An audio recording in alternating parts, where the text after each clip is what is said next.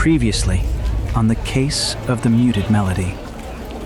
During a festive Christmas performance, the stage shatters into chaos when Lily collapses amid a scream and a warped.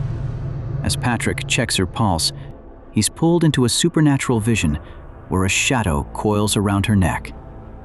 Back in reality, he and Bridget begin their investigation, only to find that Chloe may know far more than she should, and her calm smile is the most unsettling clue of all.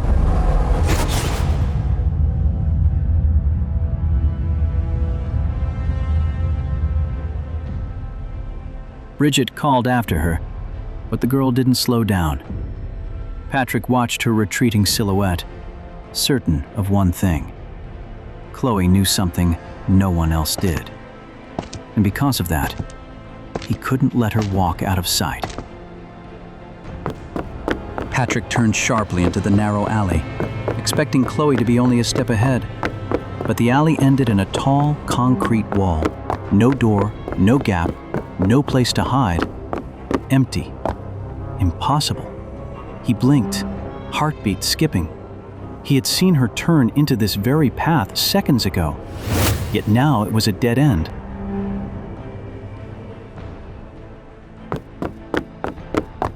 Patrick returned with a look he couldn't easily explain, but he didn't waste time. He asked the choir manager for Chloe's home address. Bridget read his expression and understood without a word. Chloe's disappearance wasn't a coincidence. Chloe's house was so dark that not a sliver of light escaped. Patrick knocked a third time. The hollow sound made them both flinch. No answer. No movement. The silence here felt unnatural. The moment his fingers touched the keypad, a flash lit in Patrick's mind. Chloe leaning in, tapping the code with trembling fingers. He typed the numbers, and the lock clicked open. They had just pried a door into a darker truth. Inside did not look like someone had left in a hurry. It looked ransacked by a violent search. Chairs toppled, papers scattered like storm debris. Bridget raised her camera, photographing each detail. A single sticky note lay under the table, as if waiting for Patrick's hand.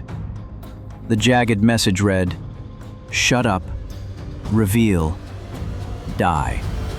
The ink was still slightly wet in places. Patrick frowned and slipped it into Bridget's evidence bag. A clear warning. But who sent it? They combed through every inch of the house. A half-eaten pizza still warm. A glass marked with lipstick. All signs pointing to one thing. Chloe had been here moments ago. But the real question is, why did she leave in the middle of her meal? Why did a stranger get into the house without anyone noticing? Where are Chloe's parents? The message was clear. Chloe's parents were abroad. She lived alone. Patrick's grip on the phone tightened as Bridget realized the situation was far more serious than they expected. Patrick and Bridget headed to the backyard. The wind scraped across the dark yard, revealing details that made both siblings tense. Something had definitely happened here. Broken branches, overturned pots, everything scattered as if from a struggle. Patrick knelt and brushed away the dirt. Overlapping footprints emerged, chaotic, but leading in one direction. Bridget leaned closer, her eyes tightening with a bad feeling. All the footprints led to the broken fence. Beyond it, the forest loomed in heavy darkness. They exchanged one glance before sprinting forward. Cutting across the yard, they disappeared into the forest path. Leaves brushing past their shoulders sounded almost like whispered warnings. The path ended at a cliff. Patrick froze, eyes dropping down the edge, then widening. Bridget stumbled back, covering her trembling mouth. Below, Chloe's body lay still.